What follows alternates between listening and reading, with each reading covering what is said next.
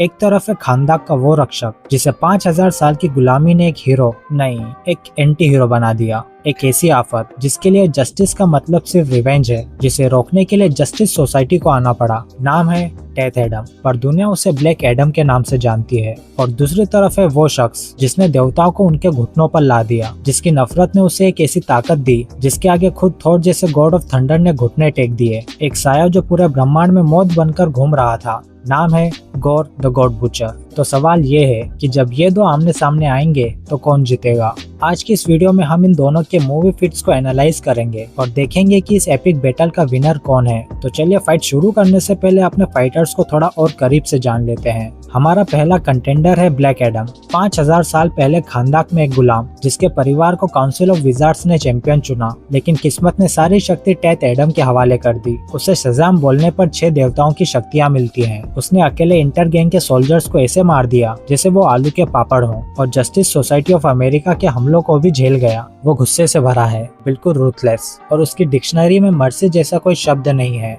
अब आते हैं हमारे चैलेंजर पर, गोर द गॉड बुचर। गोर एक ऐसी दुनिया से था जहां लोग देवताओं में अंधा विश्वास रखते थे, लेकिन जब उसकी बेटी भूख और प्यास से मर गई तो कोई देवता उसे बचाने नहीं आया। उस दिन उसकी आस्था नफरत में बदल गई, और तभी उसे मिली नेक्रोसवर्ड, एक ऐसी तलवार जो खास तौर पर देवताओं को मारने की ताकत रखती है। इस तलवार ने उसे अंधेरे में ट्रेवल करने, अंधेरे से अजीबोगरीब मॉन्स्टर को जन्म देने और देवताओं को उनके ही घर में जाकर मारने की शक्ति दी। उसका एक ही मकसद था, इस ब्रह्मांड से हर एक देवता का नामो निशान मिटा देना। उसने कितने ही देवताओं को मारा और थोर को भी ऑलमोस्ट घुटनों पर ला ही दिया था। वो सीधे सीधे लड़ने वाला फाइटर नहीं, वो एक शिकारी है। छुप कर वार करना, डर का माहौल बनाना और वहाँ चोट करना जहाँ सबसे ज्यादा दर्द हो, यही उसका स्टाइल है। बस इंट्रोडक्शन बहुत हो गया, let's get this battle started. हम इस फाइट को 4 राउंड्स में डिवाइड करेंगे ताकि दूध का दूध और पानी का पानी हो जाए। हर राउंड के बाद हम पॉइंट्स देंगे और आखिर में देखेंगे कि स्कोर किसके फेवर में है। Round 1, raw strength and durability.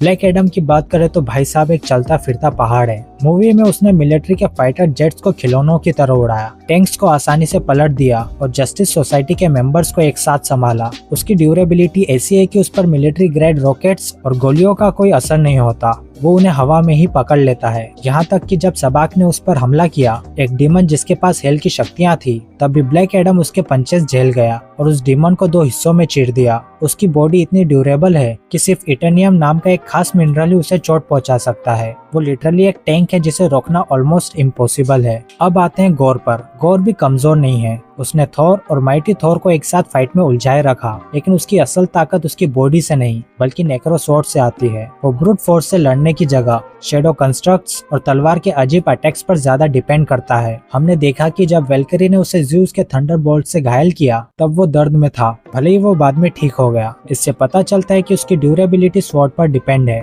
Black Adam की तरह वो गोलियों और रॉकेट को सीने पर झेलने के लिए नहीं बना। उसका स्टाइल स्टेल्थ और चालाकी का है, ना कि सर से सर टकराने का। वो थोर को जरूर टक्कर दे रहा था, लेकिन उसकी बॉडी ने उतना डैमेज कैजुअली नहीं झेला जितना ब्लैक एडम ने झेला। तो इस राउंड का रिजल्ट बिल्कुल क्लियर है। प्योर फिजिकल स्ट्रेंथ और अटैक सहने के मामले में ब्लैक एडम गोर से कहीं आगे है, तो पॉइंट जाता है ब्लैक एडम को। Round 2, weapon and special abilities. अब बात करते हैं इनके एक्स फैक्टर की। गोर के पास है इस फाइट का सबसे बड़ा गेम चेंजर, द नेक्रोसवर्ड। ये कोई आम तलवार नहीं है, ये गॉड किलिंग वेपन है। इस तलवार से गॉड शेडोज को कंट्रोल कर सकता है, शेडो मॉन्स्टर की पूरी फौज बना सकता है, किसी भी अंधेरे से एक जगह से दूसरी जगह जा सकता है, और सबसे इम्पोर्टेंट, ये देवताओं को परमानेंटली मार सकती है। ये वो हथियार है जिसकी वजह से गोर पूरे ब्रह्मांड का एक बड़ा खतरा बन गया था। इस तलवार की अजीबोगरीब पावर्स गोर को बैटलफील्ड कंट्रोल देती है। वो कहीं से भी हमला कर सकता है और अपने दुश्मन को शेडो क्रिएचर्स में उलझा सकता है। ये एक हैक्स एबिलिटी है जिसका तोड़ आम फिजिकल स्ट्रेंथ से निकलना मुश्किल है।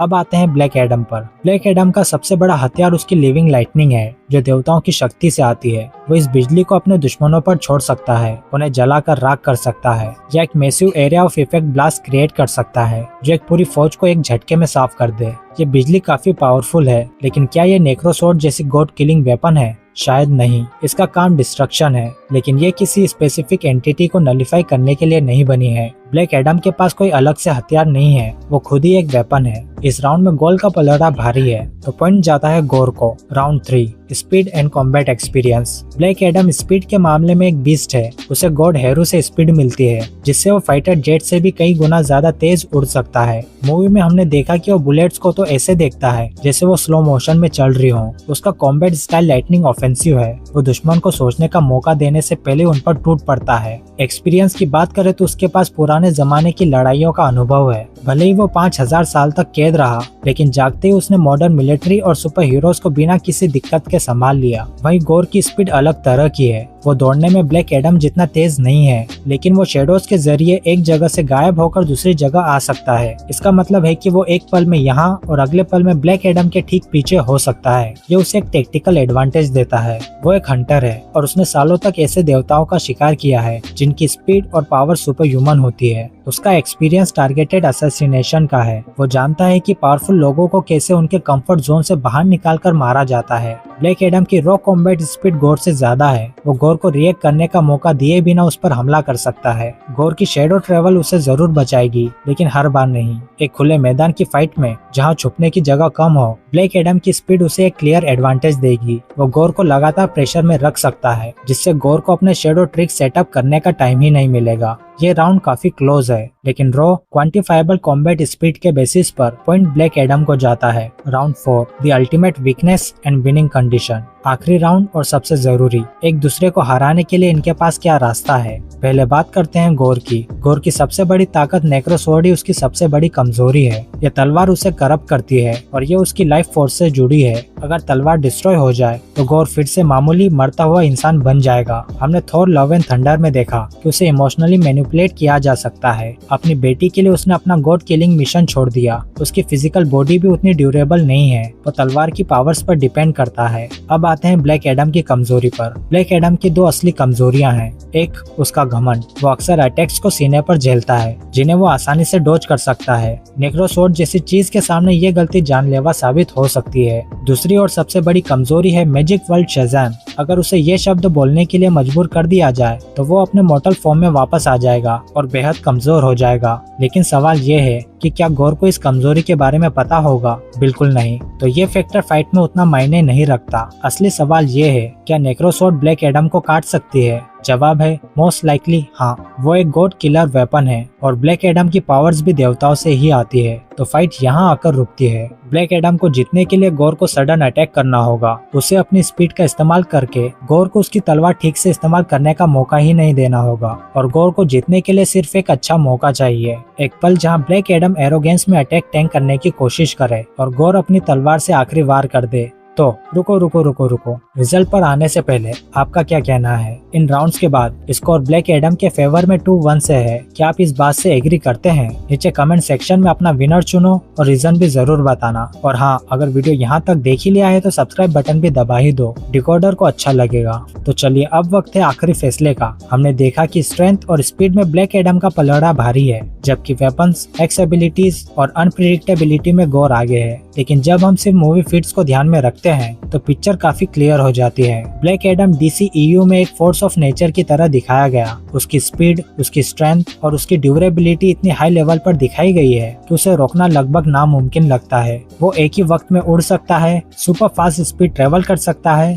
और डिस्ट्रॉय करने वाली बिजली छोड़ सकता है। वहीं गोर MCU में एक बहुत बड़ा थ्रेट है, लेकिन वो एक स्टील्थ बेस्ड किलर है। उसकी जीत इस बात पर डिपेंड करती है कि वो अपने शिकार को सरप्राइज कर पाए। एक आमने सामने की लड़ाई में उसने थॉर जैसे फिजिकली पावरफुल गॉड के अगेंस्ट स्ट्रगल किया था। मूवी में ब्लैक एडम को जिस तरह से पेश किया गया है वो थॉर से भी ज्यादा रूथलेस लगता है और शायद उसकी ड्यूरेबिलिटी भी एक अलग ही लेवल पर है। ये फाइट एक रेस है। क्या गोर ब्लैक एडम के उसे पावर ब्लास्ट से उड़ा देने से पहले नेक्रोसवर्ड से वो आखिरी डिसेसिव ब्लो मार पाएगा? मेरे एनालिसिस के हिसाब से नहीं। ब्लैक एडम की सुपीरियर स्पीड उसे हमेशा एक कदम आगे रखेगी। वो गोर को इतना टाइम ही नहीं देगा कि वो अपनी शेडो एबिलिटीज को पूरी तरह से यूज कर पाए। ब्लैक एडम हवा से अटैक कर सकता है, गोर के शेडो मॉन्स्टर्स को अपनी बिजली से जला सकता है और गोर को लगातार दौड़ने पर मजबूर कर सकता है। ब्लैक एडम का घमंड उसकी कमजोरी है, लेकिन उसकी स्पीड उसकी सबसे बड़ी ताकत है और इस फाइट में स्पीड ही डिसाइड करेगी कि कौन जीतेगा। इसीलिए based purely on their movie fits, the winner is black Adam.